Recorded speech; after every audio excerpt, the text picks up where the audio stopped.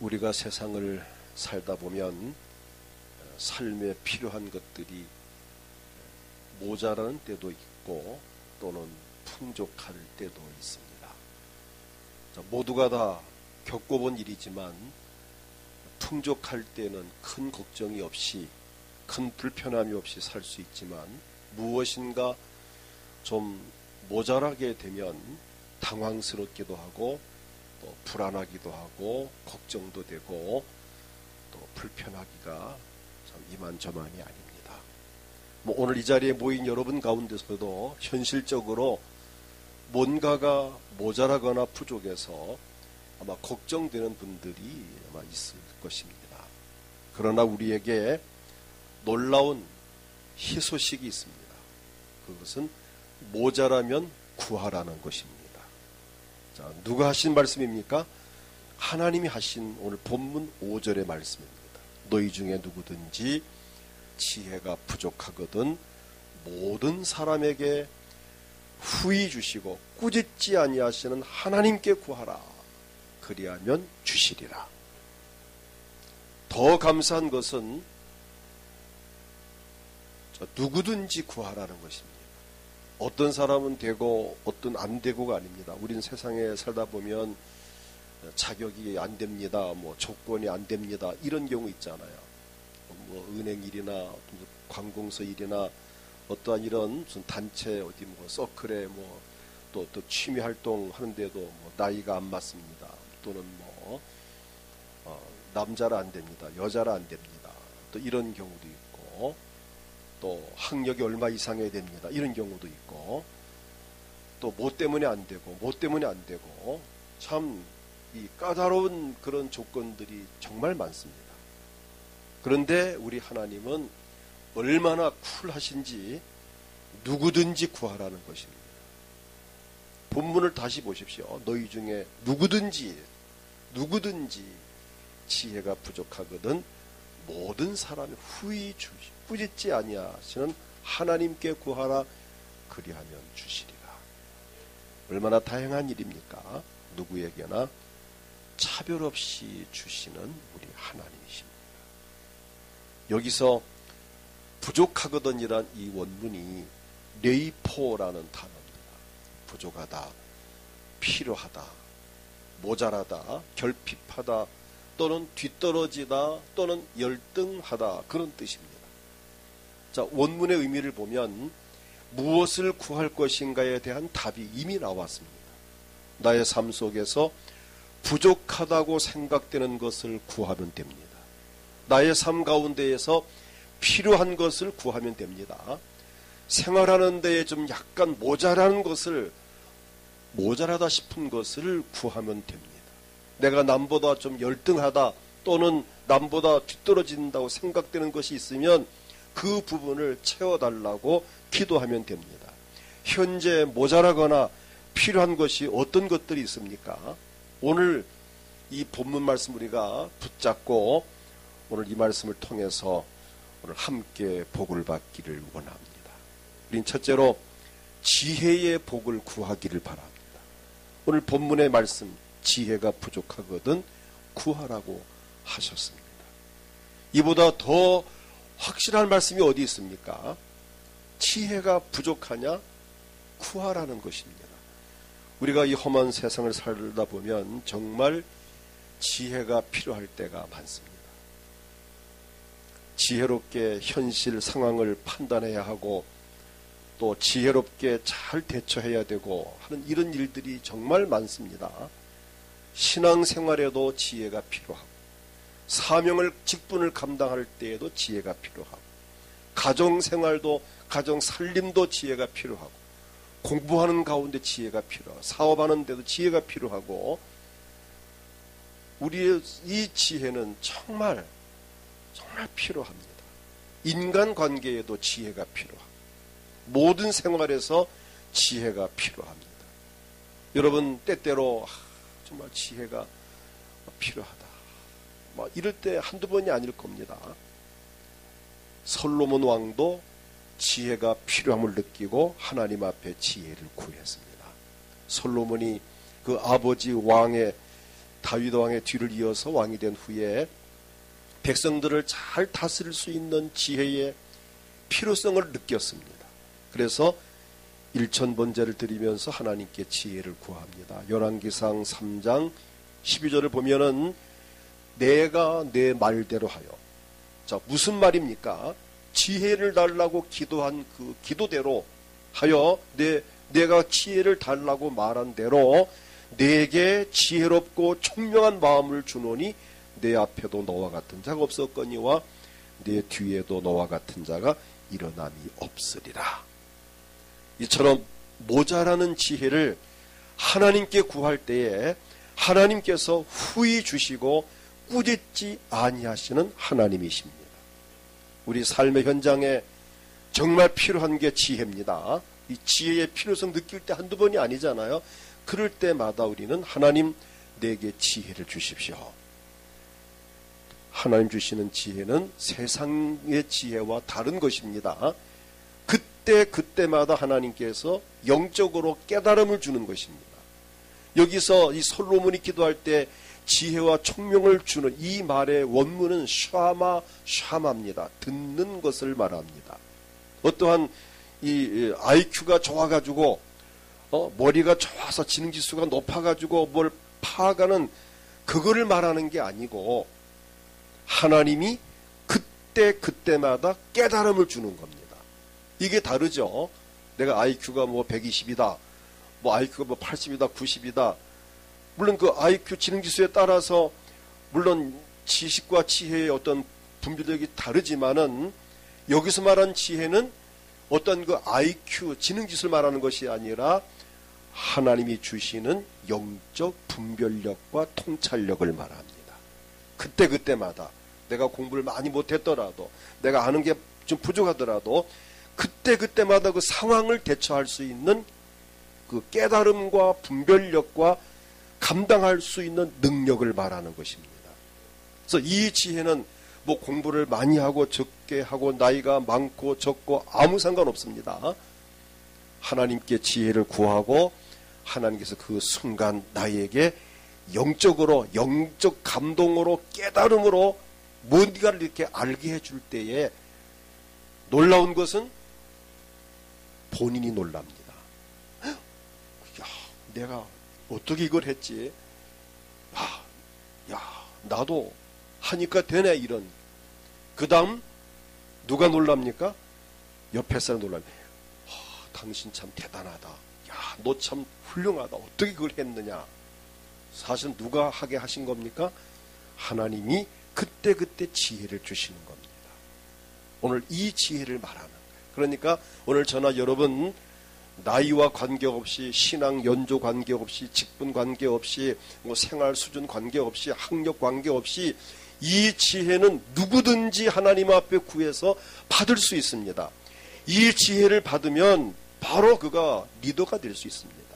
거기에서 아무도 못하는데 내가 그걸 뛰어나 탁 처리하면은 거기서 리더가 되는 거죠. 바로 다니엘이 그랬고 요셉이 그랬습니다.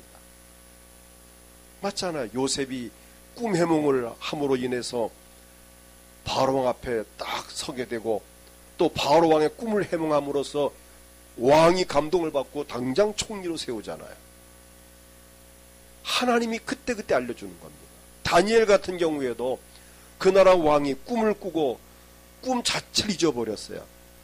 그 꿈을 찾아주었잖아요.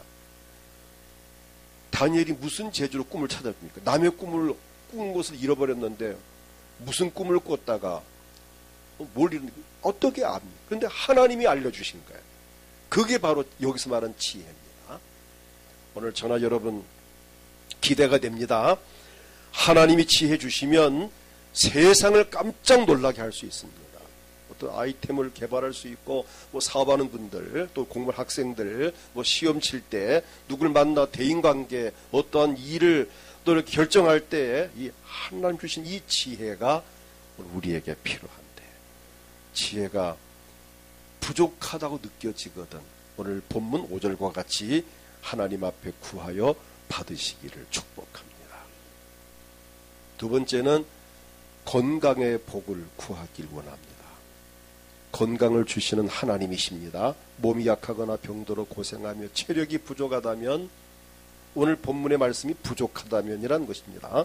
지혜가 부족하거든, 건강이 부족하거든, 물질이 부족하거든, 어떻든 여기에 모든 게 다 포함되는 겁니다. 그 중에 건강이 부족하거든 그 건강을 달라고 하나님께 구하라는 것입니다.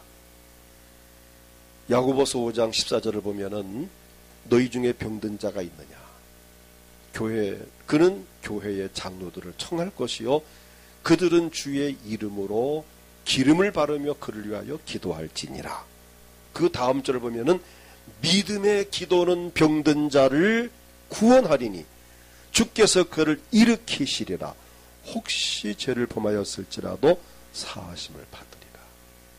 병든 자가 있느냐, 몸이 아픈 자가 있느냐, 하나님 앞에 기도하라는 것입니다. 건강을 위해서, 건강을 달라고. 마태복음 8장 17절을 보게 되면 이는 선지자 이사야로 통하여 하신 말씀에 우리 연약한 것을 친히 담당하시고 병을 짊어지셨도다 함을 이루려 하심이더라. 우리의 병을 예수님께서 대신 담당하셨다, 짊어지셨다. 베드로전서 2장 24절을 보아도 친히 나무에 달려, 이 나무는 십자가입니다. 예수님이 십자가에 달려 그 몸으로 우리 죄를 담당하셨으니 이는 우리로 죄에 대하여 죽고 의에 대하여 살게 하려 하시며, 그 다음 중요한 말씀이 그가 채찍에 맞음으로 너희는 나음을 얻었나니. 여기 낫는 것이 병 낫는 걸 말합니다. 하나님의 자녀들이 건강하게 사는 것은 성경적입니다. 피곤한 자에게 능력을 주신다고 이사야 40장 29절에 이렇게 말씀합니다. 같이 읽겠습니다. 피곤한 자에게는 능력을 주시며 무능한 자에게는 힘을 더하시나니. 오늘 피곤한 분들이 계십니까? 대부분 다 피곤하실 거예요. 요즘 이 험한 세상, 이 복잡한 세상 어떻게 안 피곤하겠습니까? 다 정신적으로 피곤하고 육체적으로 영적으로 피곤하고 어찌 안 피곤하겠습니까? 그런데 감사한 것은 피곤한 자에게 능력을 주시며 무능한 자, 힘이 없는 자에게 힘을 더하시나니. 하나님 말씀이니까 믿는 겁니다. 이 말씀을 믿고 하나님, 오늘 제가 좀 피곤하네요. 나에게 능력을 주세요. 하나님, 내가 힘이 없어요. 없을 묻자, 힘이 없어요. 무능, 능력이 없어요. 힘이 없어요. 하나님, 힘을 좀 주세요. 라고 기도할 때 하나님 얼마든지 우리에게 힘을 줄 수 있는 분이십니다. 하나님은 우리가 앓고 있는 그 어떤 병도 고칠 수 있고, 무기력하고 피곤한 나에게 독수리 같은 새 힘을 주시는 분이 우리 하나님이십니다. 우리가 힘이 펄펄 나는 것이 성경적입니다. 아멘? 아멘을 별로 잘 안 하시는데, 독수리같이 그냥 호를 나를 수 있는 이 힘이 있는 것이 성경적이에요. 하나님 힘 주신다 하셨으니까. 외양간에 나온 송아지같이 뛰게 하리라. 그게 성경적이에요. 우리가 그렇게 그것을 못 누리는 게 우리의 불찰, 우리의 아쉬운 부분이죠. 예수님은 우리 아픔과 연약함을 친히 담당하시고 내 병을 대신 짊어지셨으니까 넌 아프지 말아라. 넌 안 아파도 된다. 내가 다 대신 짊어졌다. 내가 대신 아팠다. 너는 건강만 하라. 이게 십자가의 원리입니다. 오늘 부디 몸이 아프신 분들, 몸이 약한 분들, 피곤한 분들, 우리 주님의 십자가의 그 능력으로 치료받고 이번 다니엘 기도의 기간 동안에 건강을 위해 뜨겁게 기도함으로 정말 기도에 마칠 때쯤 되어서는 송아지같이 막 뛸 수 있고 독수리같이 하늘 높이 올라가지 못하더라도 힘은 넘칠 수 있기를 축복합니다. 그 다음 세 번째는 물질의 복을 구하십시다. 부족하거든 구하라 그랬잖아요. 살다 보면 물질적으로 부족할 때가 정말 많습니다. 돈이 필요할 때가 있습니다. 내가 경제적으로 너무 힘들다, 어렵다, 본의 아니게 가난하게 될 때도 있고 가난하게 사는 경우도 있습니다. 경제적으로 어렵고 힘들 때가 정말 있습니다. 그건 본인의 의지가 아니죠. 살다 보니 참 그렇게 되는 경우가 많습니다. 그러나 좌절하거나 낙심하지 마십시오. 비록 지금은 가난하여 궁핍하여 넉넉한 삶을 살지 못하지만 그러나 하나님은 저나 여러분을 얼마든지 부유하게 할 수 있는 능력의 하나님이십니다. 우선 우리에게 하나님은 일용할 양식부터 주십니다. 이게 중요한 거죠. 일용할 그날 필요한 양식. 마태복음 6장 26절을 보면 예수님께서 친히 말씀하시기를 공중의 새를 보라 심지도 않고 거두지도 않고 창고에 모아들이지도 아니하되 너희 하늘 아버지께서 기르시나니 너희는 이것들보다 귀하지 아니하냐. 공중의 새도 먹여주시고 저런 들에 피는 꽃들도 다 아름답게 피게 해주시는데 하물며 너희 하늘에 계신 아버지께서 너희들을 그냥 두시겠느냐. 분명히 우리에게 하나님은 필요한 것들을 공급해 주시는 하나님이십니다. 그러면서 마태복음 6장 11절을 보면 예수님께서 가르쳐 주신 기도문 가운데에 오늘 우리에게 일용할 양식을 주시옵고 라고 기도를 하라고 가르쳤습니다. 그래서 우리는 양식 달라고 기도해야 합니다. 물질 달라고 기도하는 것이 성경적입니다. 이처럼 하나님 백성들에게 일용할 양식을 주시는 하나님이십니다. 우리에게 필요한 물질을 주시는 하나님이십니다. 주님과 복음을 위하여 물질을 주셔서 감당하게 하시는 하나님. 히브리서 6장 14절을 보면 아브라함에게 말씀하셨습니다. 이르시되 내가 반드시 너에게 복주고 복주며 너를 번성하게 하고 번성하게 하리라 하셨더니 마침내 아브라함은 그 복을 받았습니다. 그 이유가 뭘까요? 하나님의 구속사적인 측면에서 아브라함을 믿음의 조상으로 세우셨고 그의 후손 가운데에서 메시아가 오셔서 인류를 구원하시고 그에게 복을 주셔서 땅의 모든 족속이 너로 말미암아 복을 받으려는 그 약속, 창세기 12장 3절의 그 약속, 너로 말미암아 복을 얻게 될 것이다. 땅의 모든 족속들이 너로 말미암아 아브라함의 후손을 통해서 메시아가 오시고 그를 통해서 온 인류가 구원받고 복받을 것을 말씀하셨고 그 약속대로 아브라함에게 복을 주셨습니다. 오늘 저나 여러분도 이 복을 받을 자격이 있습니다. 갈라디아 3장 8절을 보면은 같이 읽겠습니다. 또 하나님이 이방을 믿음으로 말미암아 의로 정하실 것을 성경이 미리 알고 먼저 아브라함에게 복음을 전하되 모든 이방인이 너로 말미암아 복을 받으리라 하였느니라. 모든 이방인이 우리가 여기 해당되는 겁니다. 우리는 이방인이거든요. 아브라함 자손이 우리는 아니지 않습니까? 우리는 이스라엘 사람이 아니잖아요. 그래서 우리는 이스라엘 입장에서 볼 때 우리 이방인입니다.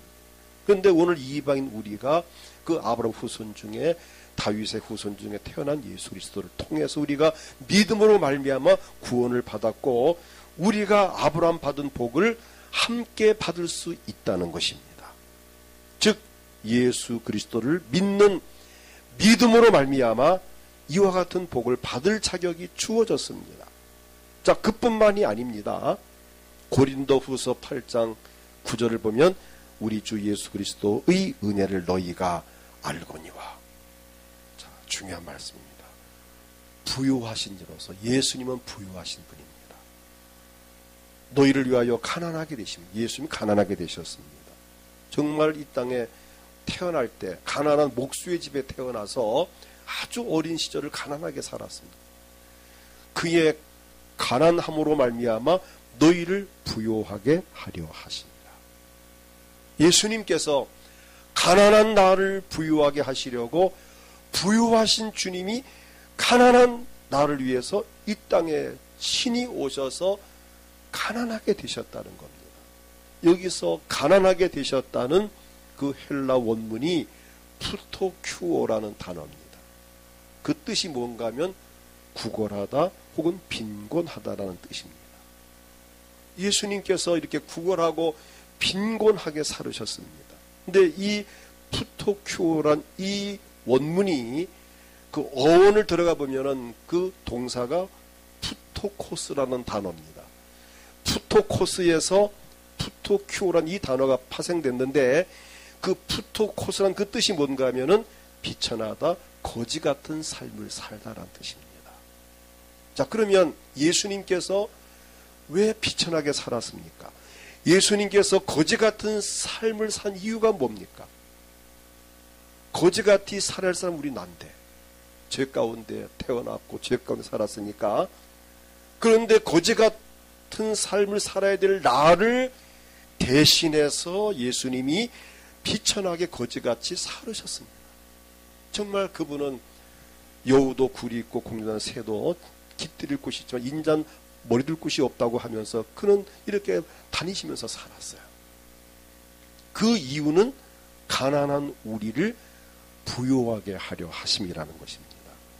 그러니까 예수님께서 우리의 가난을 짊어지시고 우리로 하여금 부유하게 살게 하시려고 예수님 자신이 거지 같은 삶을 사신 것입니다. 예수님께서 우리의 가난을 대신 담당하신 그 은혜로 우리가 가난에서 벗어나서 부유하게 살 자격이 우리에게 주어진 것입니다.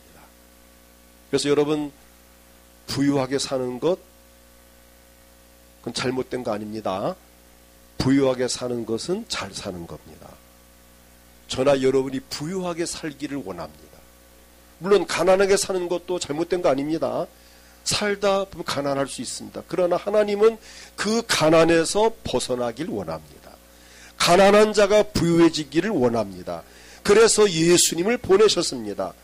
예수님, 그래서 우리를 대신 가난하게 이미 그분이 사셨습니다. 내가 대신 가난하게 살았으니까 너희들은 가난하게 살지 말라는 것이 우리 주님의 마음입니다. 오늘 여러분, 필요한 물질을 하나님 앞에 구하시기를 바랍니다. 오늘 지혜가 부족하거든 구하라. 이 뜻은 물질이 부족하거든 구하라 같은 뜻입니다. 필요한 물질을 구하십시오. 구속사적인 측면에서 하나님은 우리에게 물질의 복을 주시기 원합니다. 아니, 물질의 복과 구속사가 무슨 관계 있는가? 어제 저녁에 그 선교사님 간증을 들으셨잖아요. 선교할 때 얼마나 물질이 필요합니까? 정말 저도 많은 감동을 받았는데, 정말 지금은 그분이 그 아프리카에서 막 종합대학을 세우고 막 이래 할 정도로 활동하셨는 것은 어떻든 간에 하나님께서 그 가난한 선교사님에게 재정적으로 물질적으로 부어주셨으니까 종합대학을 지을 만큼 힘이 생긴 거 아닙니까? 그러면 그 선교사님이 아프리카에서 종합대학을 짓고 뭐 의료 전문가를 키우면서 복음을 전하는 그 일은 결국에는 물질입니다. 재정입니다. 돈입니다. 돈이 없으면 할 수 없는 거예요. 그러니까 결국 구속사라는 것은 예수 믿고 구원받게 되는 그 사건인데, 오늘 저나 여러분을 통해서 많은 사람 예수 믿고 구원받게 하려는 데는 우리에게도 역시 물질이 필요한 것입니다. 하나님은 먼저 믿은 나를 통해서 아직 믿지 않는 사람들에게 복음을 전하기를 원합니다. 우리 교회를 통해서 세계 모든 민족에게 복음을 전하기를 원합니다. 그럼 우리 교회가 선교사를 파송했습니다. 또 후원합니다. 역시 물질이잖아요. 그럼 여러분이 또 부자가 되고 또는 정성껏 또는 헌금을 드리고 그 헌금을 우리가 모아서 선교사님 생활비를 우리가 보태드리고 또 후원해드리고, 이게 다 물질과 이 구속사는 같은 맥락을 이루는 것입니다. 나로 하여금 복음이 전파되고 하나님 영광을 나타내기 위해서는, 즉 주님과 복음을 위해서는 우리가 부유하게 살아야 합니다. 다시 말해서 복음을 전하기 위해서는, 우리의 삶을 통하여 주님 영광을 나타내기 위해서는 우리가 경제적으로 넉넉해야 합니다. 당장 여러분이 내가 돈이 있어야 선교 헌금도 할 수 있고, 내가 일단 돈이 있어야 내가 먹고 살 수 있고, 내가 먹고 살아야 내가 또 다니면서 또 복음 전할 수 있고, 내가 전도하러 가려면 뭐 차도 타야 되고 또 뭐 좀 사가지고 가서 또 좀 마음을 열어줘야 되고, 어떻든 우리가 전도할 때에도 분명히 돈이 들어갑니다. 그럼 내가 전도하기 위해서 하나님 물질이 필요합니다. 내가 선교하기 위해서 물질이 필요합니다. 요즘 어떤 가정들은 단독으로 그 가정 혼자서 단독으로 선교사를 파송한 그런 가정도 있고, 어떤 가정은 단독으로 저런 아프리카나 저런 동남아시아 어려운 교회를 건축해 주는 그런 가정들도 있습니다. 그게 다 뭡니까? 내가 돈이 있으니까, 돈을 벌었으니까, 복 주셨으니까 그 물질을 가지고 전도도 하고 선교사도 파송하고 성전 건축도 하고 또 선교하는 사람들을 협력할 수 있는 것이 바로 이게 물질과 관련돼 있다는 것입니다. 그러니까 하나님은 구속사적인 측면에서도 저나 여러분들에게 물질의 복을 주시기를 원하십니다. 하나님의 것을 받아다가 쓰실 수 있기를 축복합니다. 하나님, 나에게 경제적으로 좀 넉넉하게 해주십시오. 내가 마음껏 전도하고 싶습니다. 내가 선교하고 싶습니다. 내가 마음껏 구제하고 봉사하고 싶습니다. 하나님, 나에게 그렇게 할 수 있는 물질을 주십시오. 하나님 주시면 좀 놀라운 일들이 일어날 수 있습니다. 어제 들은 이야기지만은 또 이 말을 하면 또 다 또 로또 사러 갈까봐 걱정은 되는데, 우리 하늘나라 가신 최상금 권사님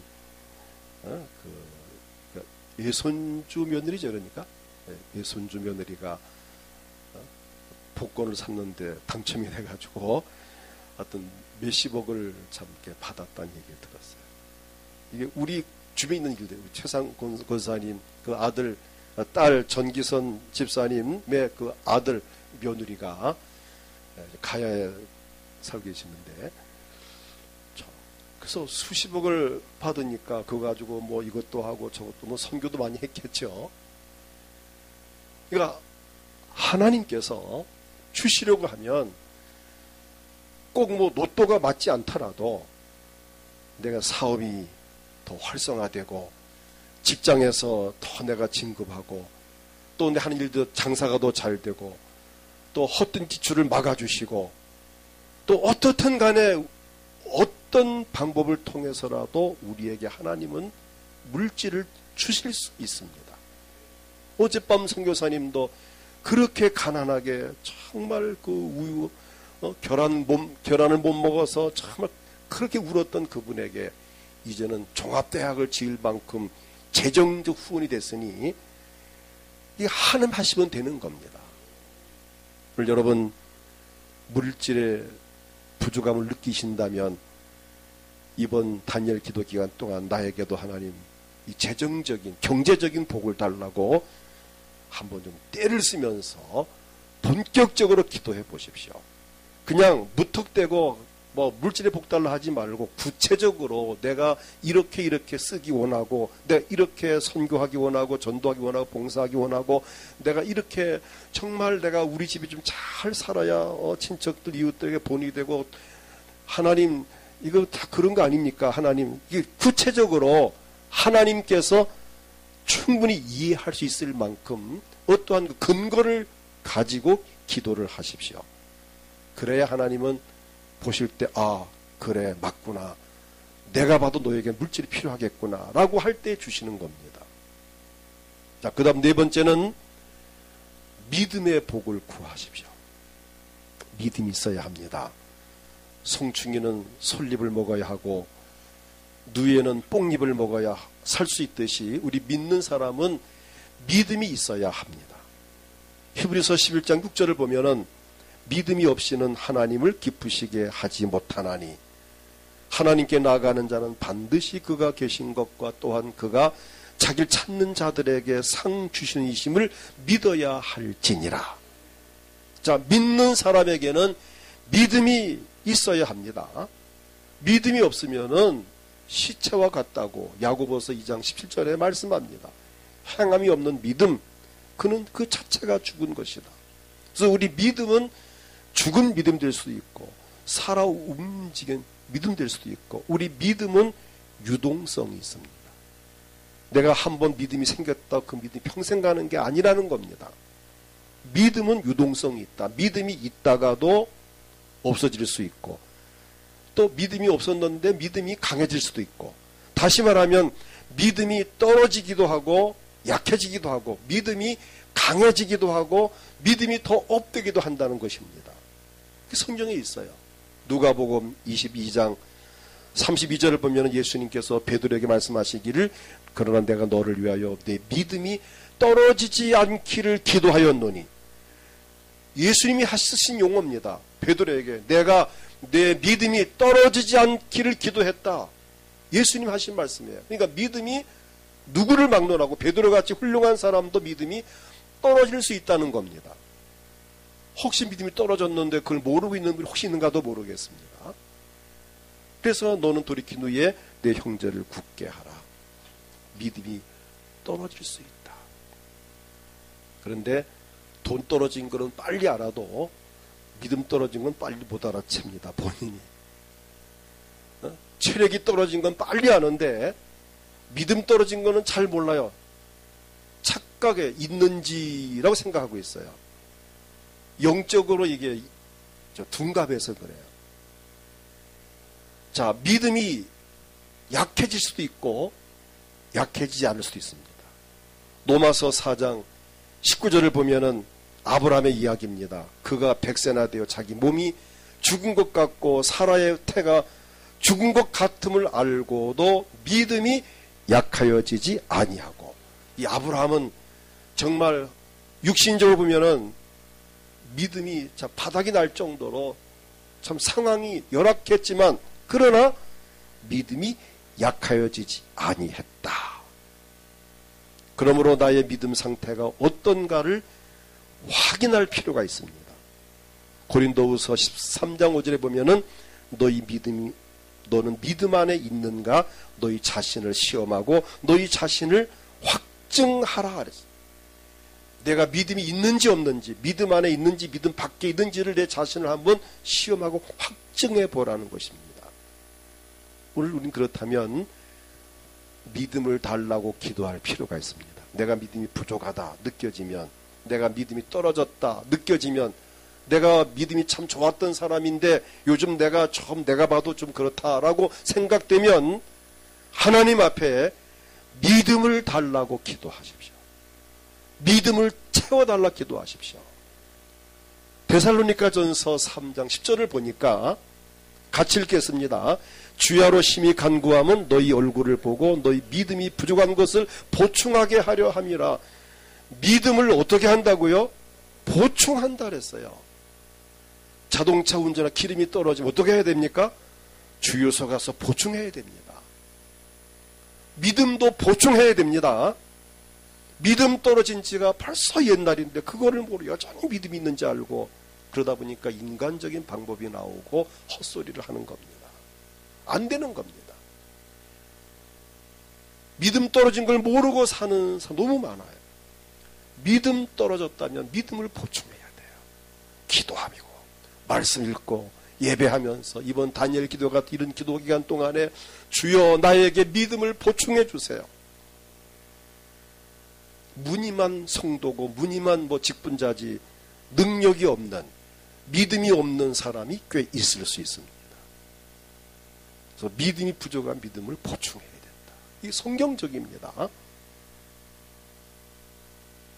누가복음 17장 5절에 보면은 그래서 사도들이 이렇게 기도합니다. 주께 여짜오되 우리에게 무엇을 더하소서? 믿음을 더하소서. 오늘 이 기도를 해요. 주여 나에게 믿음을 더하소서. 믿음을 더해 주세요. 더해달라는 겁니다. 믿음은 모든 사람 것이 아니라고 데살로니가후서 3장 2절에 말씀하고 있습니다. 믿음은 하나님의 것입니다. 하나님의 것입니다. 근데 그 믿음을 어떻게 주시느냐? 고린도전서 12장 9절을 보면은 다른 사람에게는 같은 성령으로 믿음을, 성령의 은사로 믿음을 주시는 겁니다. 자, 믿음은 내게 아닙니다. 하나님의 것인데 성령의 은사로 우리에게 믿음을 부어주시는 겁니다. 믿음이 임하면 깜짝 놀랄 만큼 본인이 놀랍니다. 막 자신감이 오고 확신이 오고 믿어지고 의심됐던 것이 의심이 확 날아가고 아멘 믿어지고 그런가 설마 하던 것이 확실하게 믿어지는 거예요. 이게 믿음이 내게 들어오면 이렇게 부정적인 사고방식이 확 날아가고 확신이 자꾸 되면 목숨을 거는 거죠. 신앙생활에 이게 중요합니다. 근데 아직 내가 교회를 다녀도 이게 뭔지 잘 모르겠고 기쁨도 없고 재미도 없고 뭐 지루하기만 하고 아직 믿음이 없어서 그래요. 믿음이 들어가면 찬송을 불러도 기쁘고 기도해도 힘이 나고 말씀 들어도 막 그냥 큰 은혜가 되고 뭘 해도 기쁘고 즐겁고 막 힘이 납니다. 그게 믿음이에요. 오늘 말씀을 듣는 가운데 내가 아무리 봐도 내가 좀 믿음이 좀 부족한 것 같다. 내가 좀 믿음이 좀 떨어진 것 같다. 내가 믿음이 약간 좀 시원찮은 것 같다라고 여겨진다면 부끄러워하지 마세요. 그거는 너무 당연한 거예요. 살다 보면은 믿음이 떨어질 수 있어요. 자동차 운전하면 기름 없어지고 당연한 거죠. 우리가 힘쓰다 보면 힘이 빠지는 거 당연합니다. 이 험한 세상 살다 보면 어떻게 우리 믿음이 약해지는 거 당연합니다. 그러니까 우리는 성경 말씀대로 믿음을 달라고 기도해야 되고 믿음을 보충해야 된다는 겁니다. 성령 충만할 때 믿음은 더 충만해진다는 것입니다. 예수님께서 어떤 아이의 병을 고칠 때에 그 아버지가 이렇게 말합니다. 주여, 할 수 있거든 내 아들의 병을 낫게 해주십시오. 예수님 말씀하시기를 할 수 있거든이 무슨 말이냐? 믿는 자에게 능히 하지 못할 일이 없느니라. 그때 그 아버지가 그 말 듣고 충격받고 주여, 내가 믿나이다. 나의 믿음 없는 것을 도와주소서. 마가복음 9장 24절의 말씀. 믿음 없는 것을 도와주소서. 그때 그에게 믿음이 들어갔어요. 믿나이다. 그때 그 아들의 병이 나았습니다. 누가복음 11장 13절을 보면은 너희가 악할지라도 좋은 것을 자식에게 줄 줄 알거든 하물며 너희 하늘에 계신 아버지, 하늘 아버지께서 구하는 자에게 성령을 주시지 않겠느냐. 성령 충만한 믿음을 달라고 기도하기를 축복합니다. 끝으로 평안의 복을 구하기를 바랍니다. 오늘 오후 예배가 없으니까 조금 더 하겠습니다. 점심 먹고 가실 거거든요. 그래서 조금만 더 합니다. 요거 하나만 더 하면 평안의 복을 구하십시다. 마음의 평안을 구하기를 축복합니다. 혹시 마음이 불안합니까? 또는 두려움과 슬픔이 있습니까? 아니면 걱정과 근심이 있습니까? 걱정하지 말고 하나님께 평안을 달라고 기도하십시오. 요한복음 14장 27절을 보면 평안을 너희에게 끼치노니 곧 나의 평안을 너희에게 주노라. 내가 너희에게 주는 것은 세상이 주는 것과 같이 아니하니라. 너희는 마음에 근심하지도 말고 두려워하지도 말라. 예수님이 하신 말씀입니다. 예수님께서 세상에 오신 것은 우리에게 평안을 주려고 오셨습니다. 요한복음 16장 33절 같이 읽겠습니다. 이것을 너희에게 이르는 것은 너희로 내 안에서 평안을 누리게 하려 함이라. 세상에서 너희가 환난을 당하나 담대하라. 내가 세상을 이기었노라. 아멘. 오늘 평안을 구하기를 축복합니다. 마음이 불안합니까? 답답합니까? 주여 내 마음에 평안을 주세요. 육체가 고달프고 아픕니까? 주여 내 육체에 평강을 주세요. 가정이 좀 복잡하고 어수선하고 가정 불화가 자꾸 일어납니까? 주여 우리 가정에 평안함을 주세요. 하나님은 우리 모두의 가정이 평안함으로 행복하길 원합니다. 가정 불화로 인하여 가정에 평안이 없다면 정말 불행한 일입니다. 많지도 않은 가족이 살면서 둘이 살면서 셋이 살면서 많아 5, 6명이 살면서 몇십 명이 산다면 또 이해가 돼요. 그렇지 않습니까? 많아봐야 5, 6씩 살면서 그 마음이 하나가 안 돼서 아니 5 쳐놓고 둘이 살면서도 마음이 안 맞아가지고 그래 살면 안 되잖아요. 많지 않은 가족이 살면서 또 짧은 인생을 몇백 년 사는 것도 아니고 그냥 몇십 년 사는 건데 또 남도 아닌 가족인데, 아내고 남편이고 자식이고 부모인데 정말 같이 살면서 행복하지 못하다면 슬픈 일입니다. 남도 아닌 가족인데, 남편이고 아내고, 하나님 짝지어준 남편이고 아내고, 나를 낳으신 부모고 내가 낳은 자식이고 같은 피를 나눈 형제인데 이거 화목하지 못하고 정말 뭔가 이게 참 불편하다면 얼마나 불행한 일입니까? 하나님을 섬기는 성도의 가정은 평안하고 행복해야 합니다. 하나님을 호주로 삼고 하나님 말씀을 표준으로 해서 서로 사랑하고 서로 이해하고 서로 용서하고 협력하면서 섬기는 가운데 행복한 가정이 이루어지기를 축복합니다. 성도의 가정은 하나의 작은 천국으로 행복한 가정이 되어야 합니다. 가정에서 천국을 맛보아야 합니다. 근데 가정이 천국도 아니고 지옥도 아니고 이게 이상한 가정이 되면 안 됩니다. 천국 됐다 지옥 됐다 그러면 안 되는 거예요. 정말 가정은 평안해야 됩니다. 믿지 않는 가정과 뭐가 달라도 달라야 합니다. 용서가 있어야 되고 이해가 있어야 되고 사랑해야 되고 희생해야 되고 협력해야 되고 이상적인 이 성도의 가정을 우리는 정말 추구해야 합니다. 저는 시편 128편 1절 6절의 말씀을 참 좋아하고, 그래서 이 말씀 보면은 여호와를 경외하며 그의 길을 걷는 자마다 복이 있도다. 복이 있어야 됩니다. 내가 내 손이 수고한 대로 먹을 것이라 수고한 대로 먹을 수 있어야 됩니다. 내가 복되고 형통하리로다. 형통해야 됩니다. 내 집 안방에 있는 내 안에는 결실한 포도나무 같으며 얼마나 아름답습니까? 식탁에 둘러앉은 자식들은 어린 감람나무 같으리로다. 이게 가정입니다. 여호와를 경외하는 자는 이같이 복을 얻으리로다. 하나님 믿는 가정은 이렇게 복을 받아야 된다. 여호와께서 시온에서 내게 복을 주실지어다. 너는 평생에 예루살렘의 복을 번영을 보며 내 자식의 자식을 볼지어다. 이스라엘에게 평강이 있을지로다. 우리 은광교회 성도들 가정이 이 복을 받기를 축복합니다.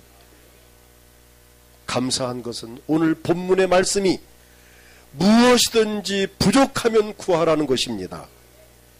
앞에 말씀대로 지혜의 복, 건강의 복, 물질의 복, 믿음의 복, 방금 말씀드린 이 평강의 복, 이 외에도 원하는 모든 소원을 하나님께 구하십시오. 마태복음 21장 22절에 보면 너희가 기도할 때 무엇이든지 믿고 구하는 것은 다 받으리라 하시니라. 여러분의 마음속에 원하는 그 소원 무엇이든지입니다. 무엇이든지 속에 포함 안 될 게 없잖아요. 제가 언급하지 아니한 것, 또 여러분 개인적으로 말할 수 없는 여러 가지 일들이 있습니다. 그것이 다 무엇이든지 포함되고 여러분 누구나 다 누구든지에 포함이 됩니다. 오늘 본문 5절을 함께 읽겠습니다. 너희 중에 누구든지 지혜가 부족하거든 모든 사람에게 후히 주시고 꾸짖지 아니하시는 하나님께 구하라. 그리하면 주시리라. 누구든지 구하라는 것입니다. 부족하거든 구하라는 것입니다. 모든 사람이 후히 주시고 꾸짖지도 않으신다는 것입니다. 그리하면 주실 것을 약속하셨습니다. 단 몇 가지 조건이 있습니다. 오직 믿음으로 구하라는 것입니다. 조금 더 의심하지 말라는 것입니다. 두 마음을 품지 말라는 것입니다. 오늘 말씀 중에서 본문의 6절, 7절, 8절에 나오는 말씀입니다. 그러나 이것이 절대로 어려운 일은 아닙니다. 뜻만 있으면 얼마든지 할 수 있는 일들입니다. 이번 다니엘 기도회를 맞이하면서 앞에 말씀드린 이 내용들을 가지고 정말 여러분이 부족하다고 느껴지는 그 부분을 하나님 앞에 구체적으로 기도하십시오. 지난번 내어드린 기도 카드에다가 기도 제목을 다 적어 놓으시고 그걸 보면서 기도하십시오. 21일 동안 하나님 앞에 기도한다면 하나님은 반드시 들으실 것입니다. 그래서 여러분, 이번 다니엘 기도회가 정말 간증의 주인공이 되기를 축복합니다. 부족하다 생각되는 것을 구하십시오. 하나님은 사랑의 하나님이십니다. 로마서 8장 32절을 보면은 자기 아들을 아끼지 아니하고 우리 모든 사람을 위하여 내주신 이가 어찌 그 아들과 함께 모든 것을 우리에게 주시지 아니하겠느냐.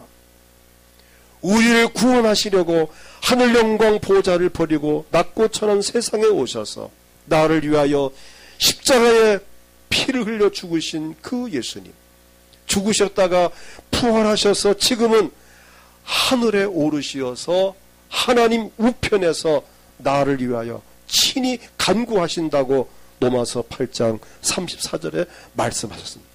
나를 위하여 하나님 우편에서 친히 간구하시는 자신이다. 어찌 그뿐만입니까? 우리를 도우시는 성령님도 로마서 8장 26절에 보니까 이와 같이 성령도 우리 연약함을 도우시나니 우리는 마땅히 기도할 바를 알지 못하나 오직 성령이 말할 수 없는 탄식으로 나를 위하여 우리를 위하여 친히 간구하시느니라. 예수님도 나를 위해서 기도하시고 성령 나를 위해 기도하시니 이제 우리가 기도만 하면 됩니다. 예수님도 나를 위해 기도하고 계시고 성령도 하고 계셨는데 본인이 안 한다면 그건 아무 의미가 없습니다. 하나님은 우리의 기도를 들으시길 기뻐하십니다. 예수님도 하나님 보좌 우편에 계시면서 우리를 위하여 간구하신다 하셨어요. 성령님도 마찬가지. 어떤 문제든지 하나님께 인격적으로 구하기만 하면 됩니다. 부족한 것을 구하면 됩니다. 구체적으로 기도하면 됩니다. 인내함으로 기도하면 됩니다. 때마침 우리 다니엘 기도회를 주셨으니 이번 기도의 기간 동안 마음껏 부르짖어 간구하여 모든 부족한 것을 채워주신 하나님을 만날 수 있기를 축복합니다. 그래서 이 땅에서도 행복한 삶을 살면서 하나님께 영광을 돌리며 살다가 장차 영원한 천국에 들어가서 더 행복한 삶을 살아갈 수 있기를 주의 이름으로 축복합니다. 이 시간 다 같이 통성기도할 때 하나님, 오늘 우리에게 말씀하신 대로 너희 중에 누구든지입니다. 지혜가 부족하거든 모든 사람에게 후히 주시고 꾸짖지 아니하시는 하나님께 구하라 그리하면 주시리라 하셨으니 여러분 무엇이 부족합니까? 오늘 부족한 부분을 하나님 앞에 구하십시오. 오늘 말씀드린 대로 지혜가 부족합니까? 건강이 부족합니까? 물질이 부족합니까? 믿음이 부족합니까? 가정의 평안이 필요합니까? 오늘 각자 마음의 소원들을 놓고 주여 크게 부르고 합심해 기도하겠습니다. 주여 하나님